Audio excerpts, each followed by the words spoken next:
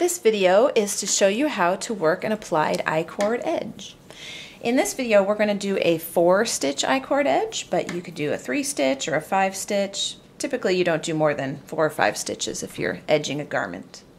So the first step is to put 4 stitches on your needle. If you do a 3-stitch cord, you'll be using 3 stitches on your needle.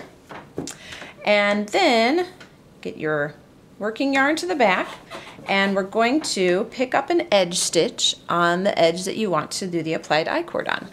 Oh, and my cat is visiting us. So normally you want to start down here at the end, but because I want to use some of this portion with the garter stitch, I'm going to start up here in the middle. So, third step is to push all the stitches to the working end of your needle, so that's the right end. And then you're going to knit the first 3 stitches, and I'm kind of pulling the yarn tight across the back when I do the first couple stitches. So I do 1, 2, 3, and basically you knit until you get to the last cast on stitch. So if you cast on 3 stitches, you're going to just knit 2 for that first part. And then you knit the last cast on stitch together with the stitch that you picked up from the edge, and you knit those 2 through the back loop together, like so. To pick up my next stitch, I just put my needle horizontal like that, and I see what stitch wants me to pick it up. So this little leg right here did.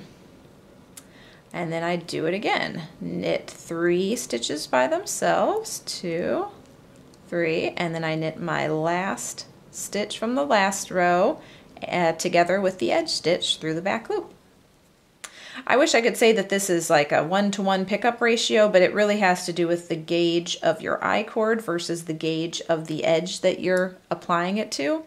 So, I mean, even in this little swatch that I have here, this portion down here with the stockinette and the seed stitch is going to have a different gauge than the portion with the garter stitch. So really, rather than do all the math to figure out what your gauge is for all those pieces, I just put it horizontal, and then my needle kind of says, okay, well the next stitch that you should pick up is right there, and then I just stick my needle right through. So when you start a row, you should always have 1 more stitch than whatever the type of I-cord you're applying. So if you're doing a 4-stitch I-cord, you should start each row with 5 stitches because you have that picked up edge stitch on there. Why don't I do a row English style for people who are more comfortable with that? So I start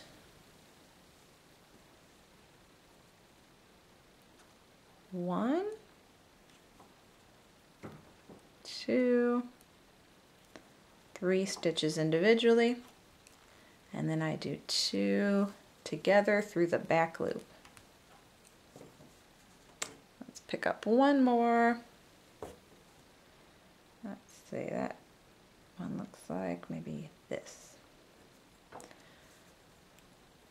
So when I'm on a nice stockinette border, I just pick up one of the legs for the edge stitch, the leg that's on the front of the fabric. For a garter stitch edge, you have more options. You have this vertical bar that goes between the stitches, or you have either of the little bumps that sit together at the edge. So you really have 3 options here. 1, 2, and 3.